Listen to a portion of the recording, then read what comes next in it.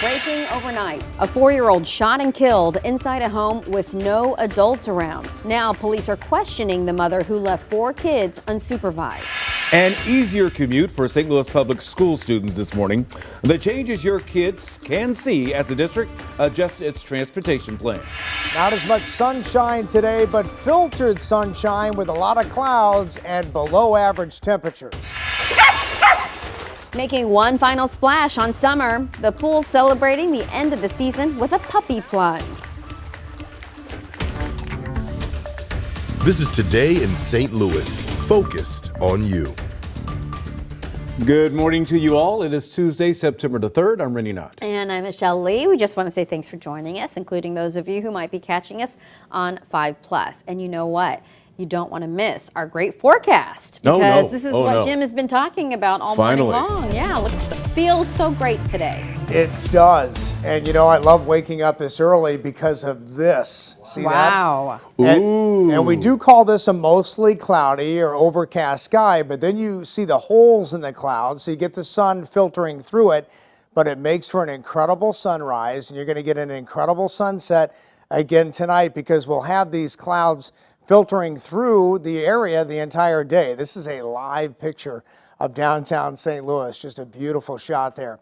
All right, so here's the satellite radar shot. Not much going on. And again, no rain expected out of those clouds at all.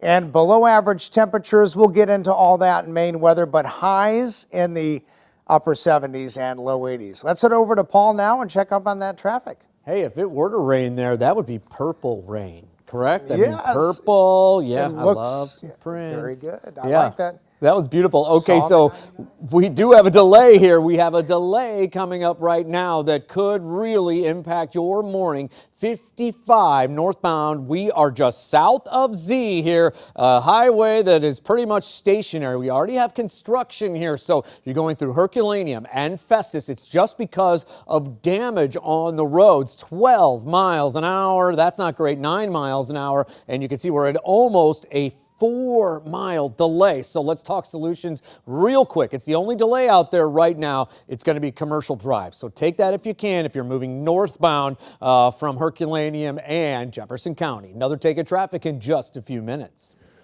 This morning, we are following breaking news out of North St. Louis. That's where a 4-year-old child has died after being shot.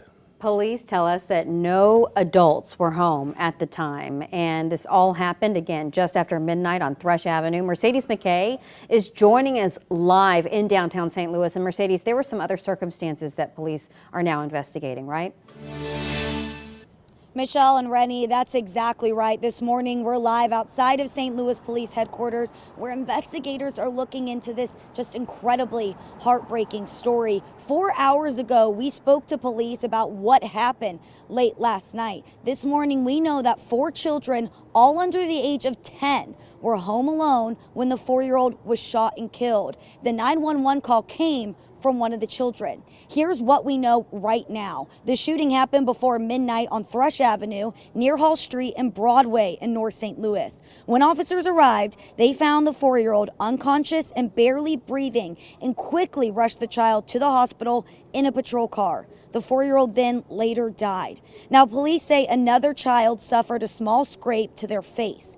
No adults were home and a gun was recovered at the scene. Now, police say these types of calls are tough on everyone. This is a total tragedy. We are heartbroken. What happened this morning, no officer expects to get to work, get a call when they arrive on that scene to find a child dying. And what our officers did this morning, they tried to save that child's life by putting them in the backseat of that patrol car and rushing them to the hospital. Just a tough story for everyone involved this morning, Rennie and Michelle. I do want to note that police tell us they do not believe that there are any suspects involved in this incident. Right now, it's obviously really early on in the investigation, so police are still trying to figure out what took place inside that North St. Louis home this morning and trying to hammer out all the details of what led up to this and where the parents were at this time. So a lot of unanswered questions still, Rennie, Michelle, and coming up in our next half hour, we'll We'll dig into how many deadly incidents have involved children so far this year in the city of St. Louis. Live in downtown St. Louis, Mercedes McKay, 5 on your side. Thanks so much, Mercedes. Of course, we're going to continue to follow this story throughout the morning. We'll have updates on air and online at ksdk.com and also on 5+. And this morning, St. Louis police are also busy investigating 2 other shootings, including one that turned deadly. It happened around 3 hours ago on Nebraska near Arsenal in South St. Louis. Police say a man was killed. And another man was shot and killed, this time in North St. Louis. It happened just before 8:30 last night on North 13th near Cass Avenue, not far from Carr Square. Police say the man was taken to the hospital where he later died. In just a few hours, a special Missouri House committee formed to look into crimes involving undocumented immigrants will hold a public hearing. Now, the committee, says it's not an attack on immigrants, but many minority groups say the agenda poses dangerous rhetoric. Today's hearing is at the St. Louis Central Library branch on Olive at 11 o'clock. In just a few hours, the city of St. Louis will start repairing a water main break in the Central West End. We know that this happened over the weekend, but it did not stop attendees at the who wanted to go to the St. Nicholas Creek Festival. Thousands of people went to the yearly event despite parking issues and even a flooded entrance. City officials say they partially shut down valves in the area to slow down the flow of water, but people in the neighborhood say that they were frustrated by what they call a lack of response. I mean, it's ridiculous. I'm kind of disappointed seeing it, especially as we walk up to the festival. I feel like it's kind of ruining the mood, the vibe for everybody. Like, that's got to be gallons and gallons. I can't imagine how, I don't know how much water that's going to cost the city, the community. No word on what caused the break. Some St. Louis public school students will be taking a new route to school.